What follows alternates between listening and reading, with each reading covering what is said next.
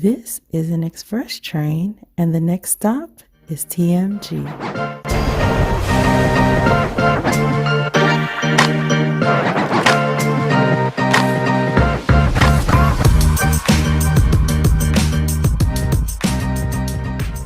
Hi, everybody. Welcome to TMG. I'm your host, Travis Patton Sr. I enjoy discovering and sharing real-life moments of inspiration from everyday people. And this show is about finding moments of inspiration for our everyday lives. And look, and if you're going to tell me something, then tell me something good.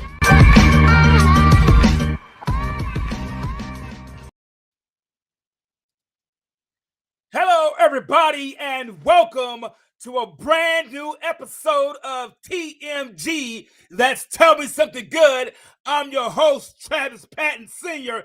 Guys, real quick, don't forget to visit our Facebook page. That's Tell Me Something Good with the capital T.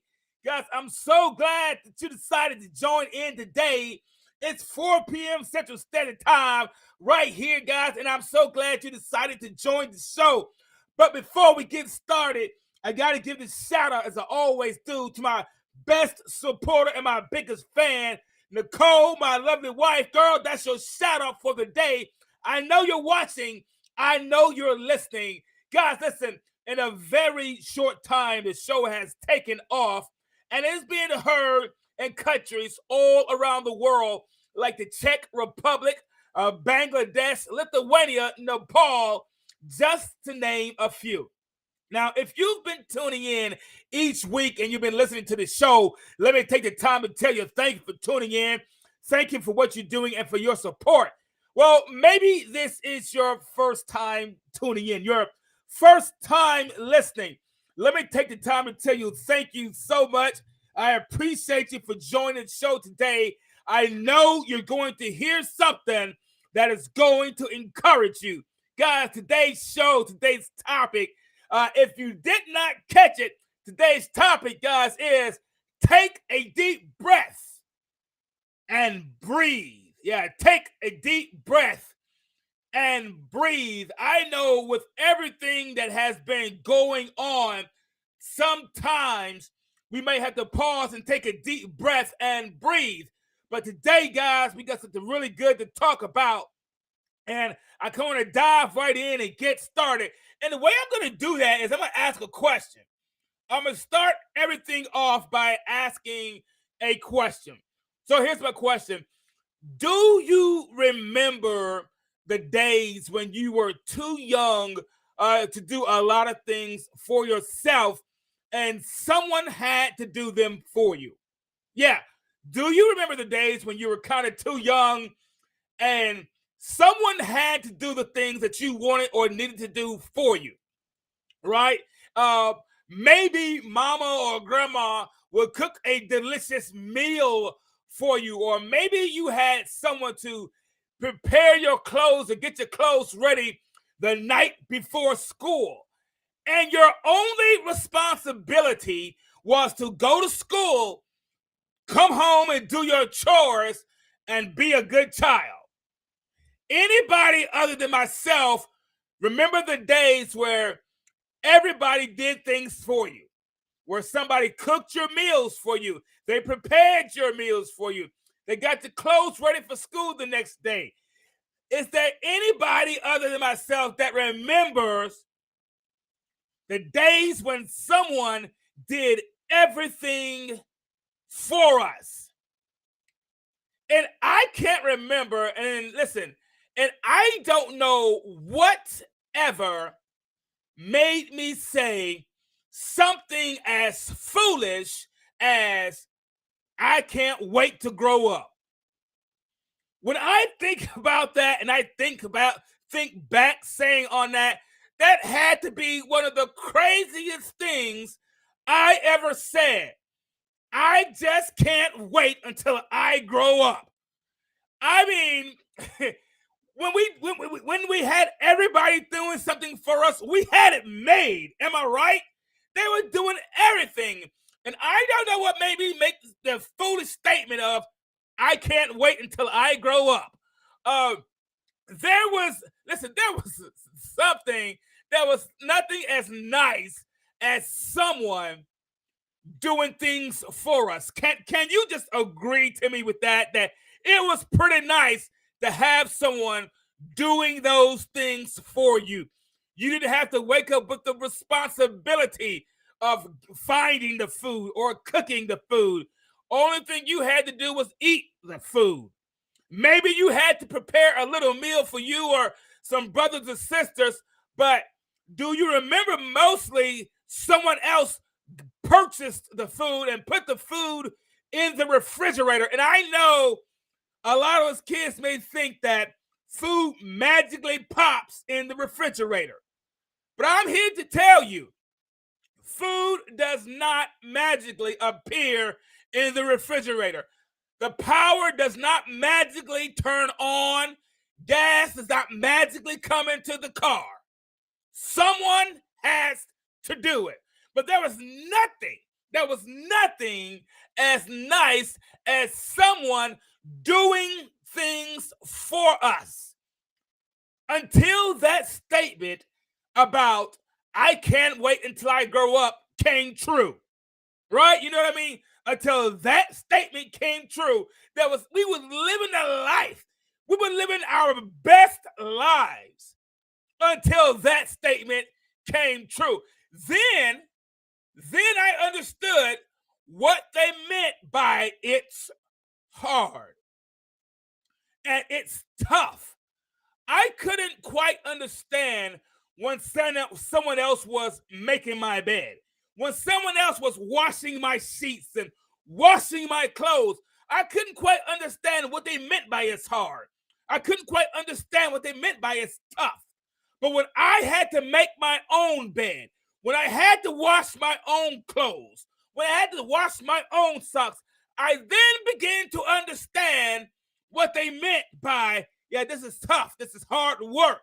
This is tough being an adult. They said adulting can be difficult. I finally understood what it meant when I had to make my own bed, tie my own shoes. I couldn't quite understand it when someone else was doing these things for me, buying my clothes. But once the responsibility became mine, that's when it became a whole new ball game. Guys, I want to put up a picture of something real quick. I want to show you a picture of something. Here's a picture of someone performing CPR, or they're practicing CPR on this mannequin. And as you can see, they got the mannequin, the dummy's head tilted back. And what they're doing is they're clearing the airway. They're checking to see if anything is blocking and preventing the patient from the person from breathing. Then I want to show you this one, and where she's leaning over to check and see if the person is already breathing. So when you're learning CPR, one of the things they teach you is this. First, check to see if the person is already breathing. Then one thing they want to check and see is if anything is blocking the airway, if anything is preventing them from breathing. What's in the way from them breathing? So when you're learning CPR, those are a couple of things that they teach you. I brought that up to bring this out. CPR can be used to help someone who may need help breathing or choking. And it's performed by someone that is certified, right? To help someone breathe who is not breathing on their own. But once the person has begun breathing on their own, they usually tell you that you can stop. Yeah, you can perform CPR and you can do those things that you were taught to do and the things that you were certified to do. But once the person begins breathing on their own, they tell you this is the point that you usually can stop now. You can usually stop breathing for them because now they are breathing on their own. They don't need you to breathe for them now because they can take their own breath. So usually when a person begins breathing on their own, they usually tell you that you can stop. What is it? So here's my question. What is it that we are still relying on to keep us alive and keep us going? What is it that we're still relying on? What is it that we're still counting on to keep us alive and keep us going? What relationships have we outgrown? What associations we might need to reevaluate? Or maybe it's the way we have been processing things in our minds. Or maybe it's how we think. There are some things we did that was good then, that worked then. But if we're going to be honest, now they are just in the way and distractions. There are some things that we did when we needed to rely on things that it was okay then. But now, if we be honest about it, some things are just a distraction. The way we process some things can just be a distraction. The way we think about things is merely just a distraction. It was okay and helped us to get by. But what are we still holding on to? What are we still relying on to keep us alive, to keep us going, that if we be honest about it, it's just another distraction? Yeah, it's just a distraction. Can we just be honest about it, that some relationships, some associations, if we truly begin to think about those, we may need to reevaluate them. I didn't tell anybody to throw anybody to the side or kick anyone to the curb. I said there may be some things we need to reevaluate.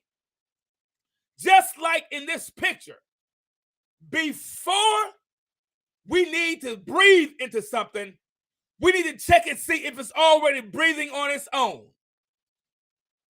And then over here in this picture, where you have to check and see if anything is blocking the airway. What potentially may be in the way of us taking our next breath? What is it that may be blocking us from taking our next breath? Is it that association that we know we need to cut off? Is it the way of thinking and processing things that we know isn't healthy?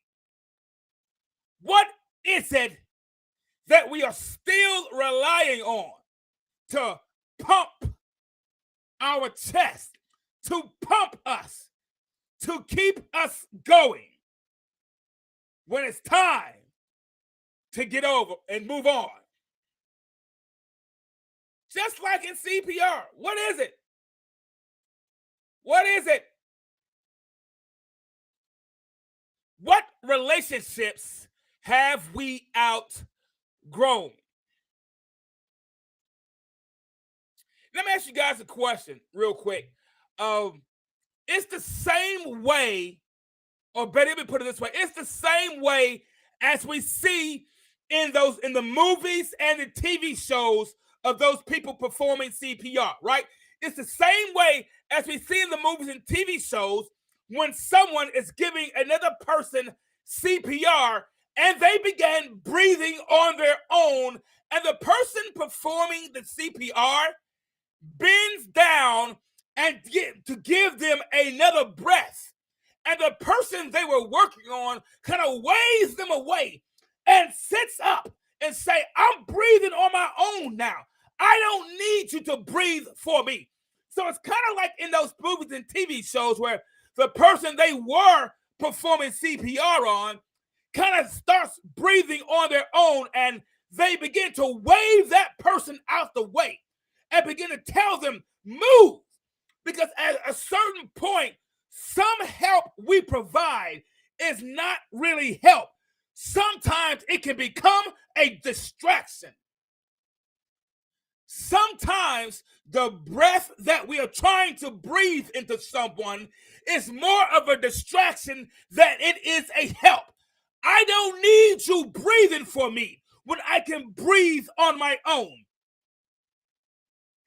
So it's the same way. What I'm saying is this: you don't need someone breathing for you when you can breathe for yourself.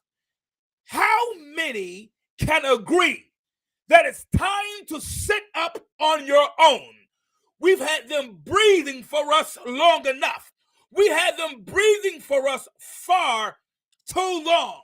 It does not matter how our lives began. It does not matter if you started on government assistance, and I'm not knocking it. It does not matter if mama and them helped you, and I'm not knocking it. But there comes a time when we should begin waving folks away, sitting up on our own and telling them, I got this one. Thank you for your help. I love you. I appreciate you. But this time, I'm breathing on my own. There should come a time where we should wave everything off that we was depending on and say, I appreciate what everything you did for me. I appreciate all the help you gave me. But right now, it's time for me to sit up on my own and breathe for myself. Question: are there many of us, or I wonder how many of us are still relying on someone else to pump us up when we need to take a breath? How many of us are still relying on someone else to pump us up when we need to take a breath? Guys, I want to put up another picture here. I want to put this picture up for you real quick here. I want to show you this picture of a mountain. Let me show you this picture. Get a good picture of this. Inhale and exhale.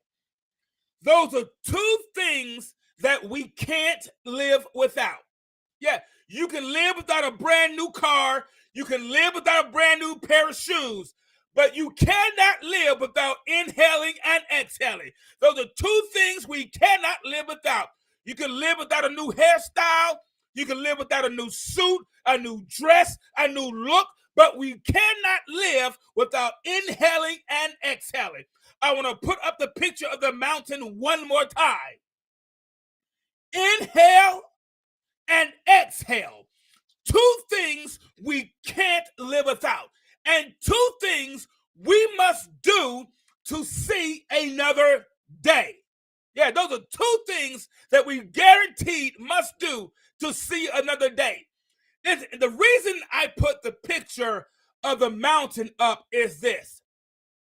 The more we go up, the more difficult it becomes to take a breath. I've been told and I heard that the higher in altitude that we go, the more difficult it becomes to breathe. So the more we go up, the more difficult it becomes to breathe. So that means we got to change how we are breathing. If we plan on going up, we got to change on how we breathing. So the more we go up, the more difficult it becomes to take a breath. If we hope to change our view, we have to take a deep breath and breathe. Listen, if we want to see anything different, listen, the top of the mountain will always provide you a different view than the bottom of the mountain. The top of the mountain will always provide a different view than the valley, than the bottom. If we ever want to change anything, see anything different than we have been seeing, than what we have been used to, it's going to require that we breathe more. Because the more you go up, you have to change how you breathe. If we want to change what we have been seeing, if we want to change what we have become accustomed to, we are going to have to breathe more. If we're going to do it, we got to breathe more.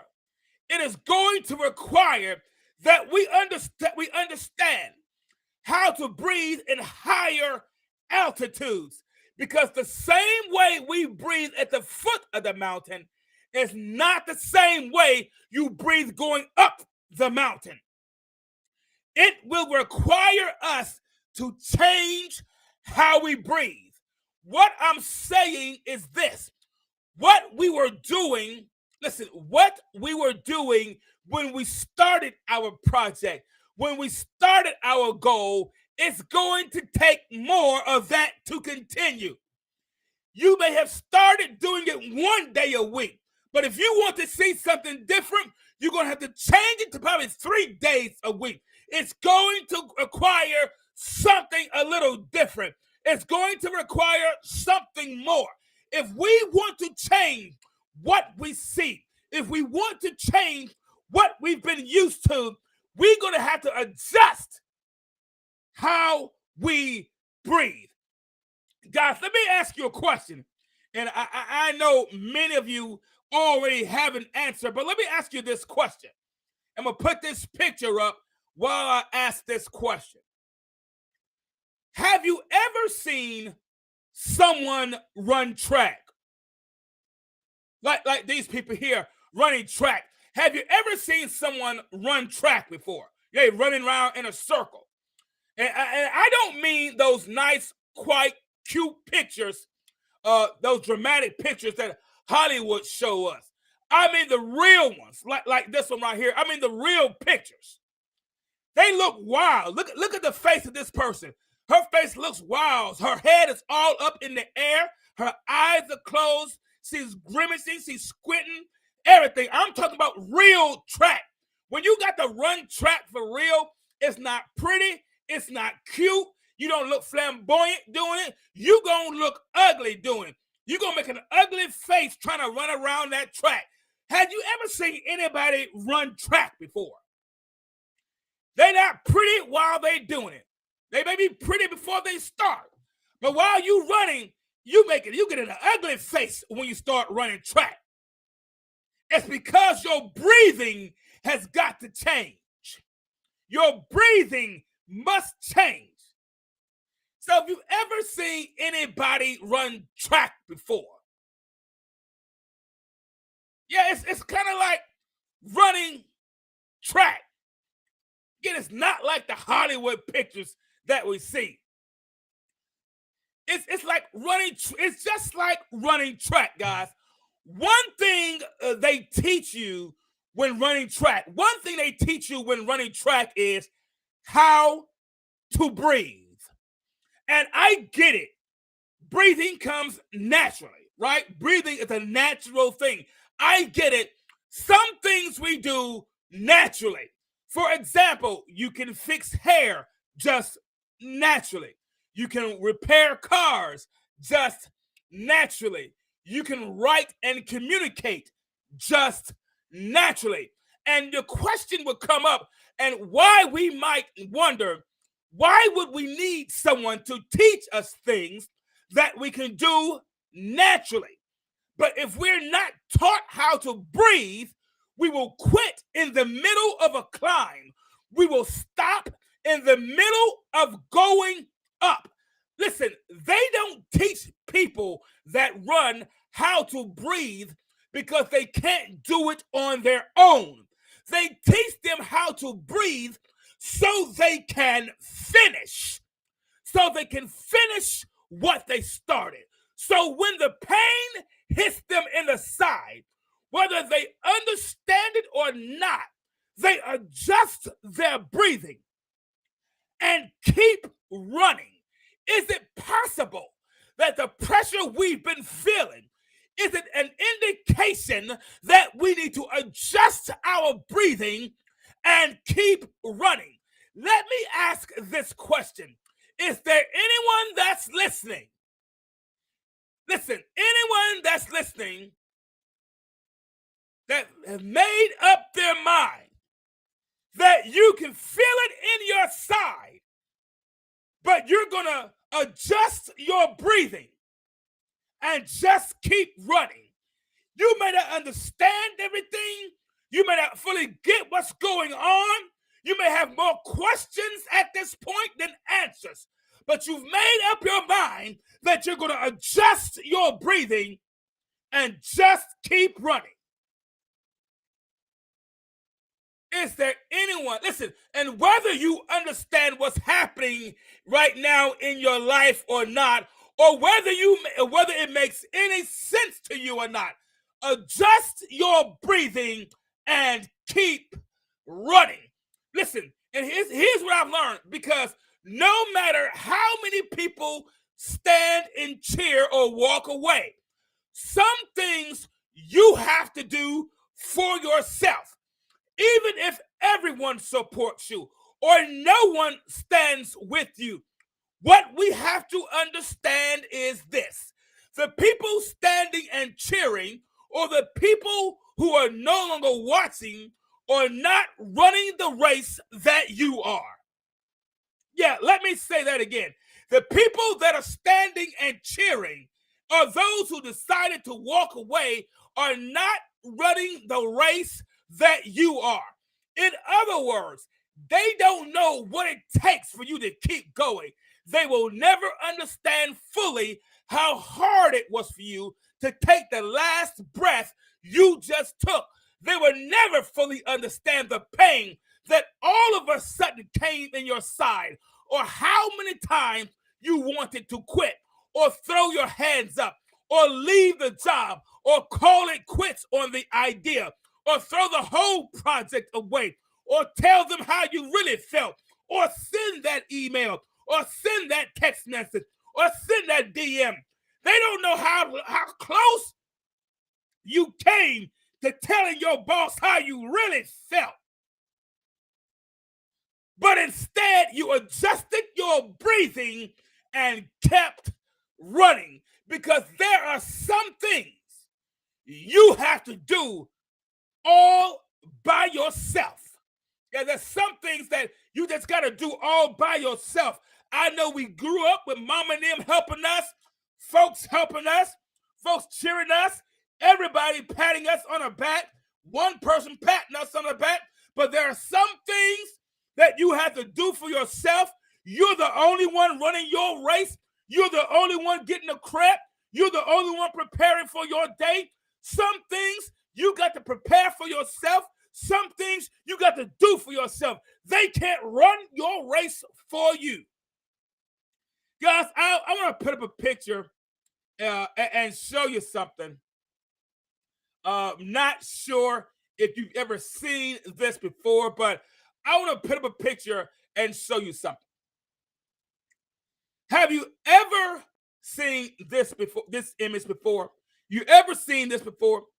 Maybe in an old movie or TV show, when a new baby was born, the doctor would hold the baby upside down by its feet and then spank it one time on its bottom.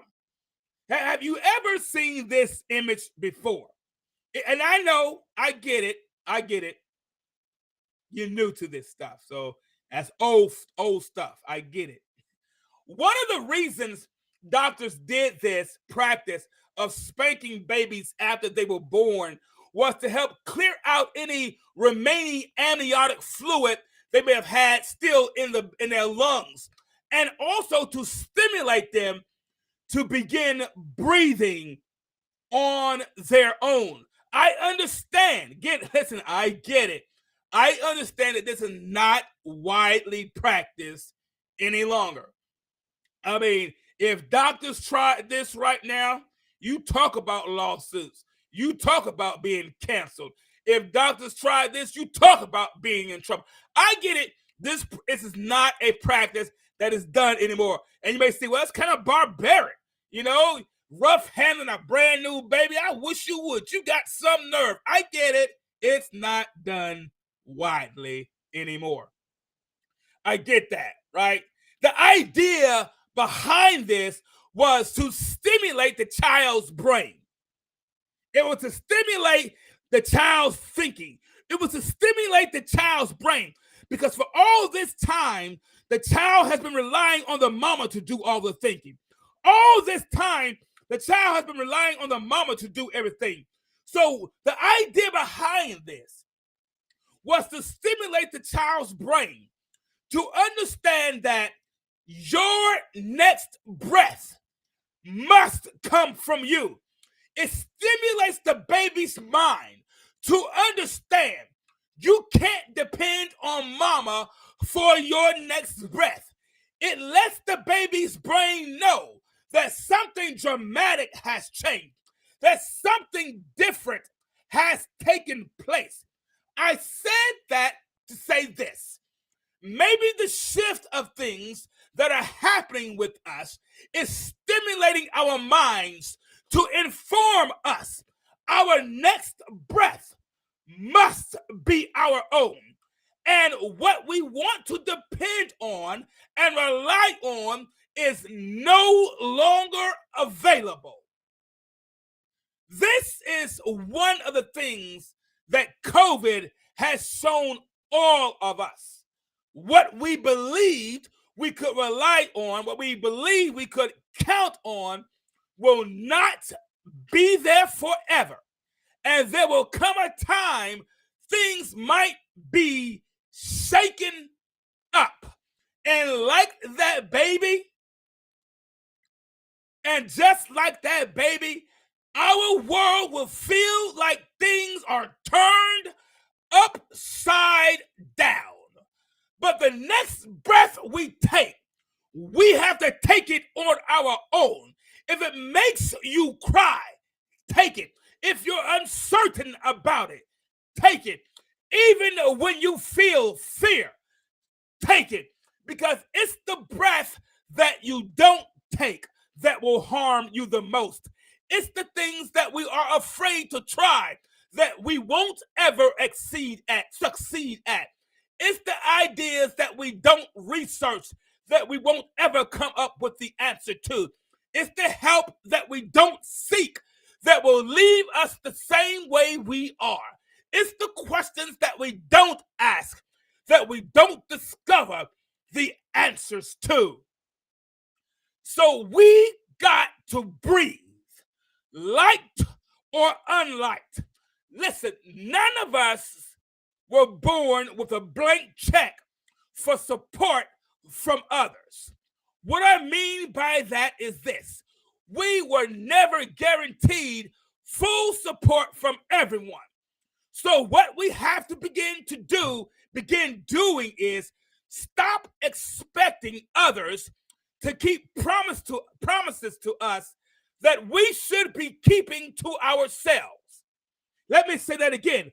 Stop expecting others to keep promises to us that we should be keeping to ourselves. I'm not saying that we can accomplish everything on our own. I'm not saying we won't need the support from others. What I am saying is our best support should always come from ourselves. Cheer for yourself. Begin rooting for yourself. Wake up in the morning and pat your own self on the back before you start your day. If you're single, look yourself in the mirror and tell yourself that you love you. Take yourself on a date. Romance yourself. Listen, I caught this revelation.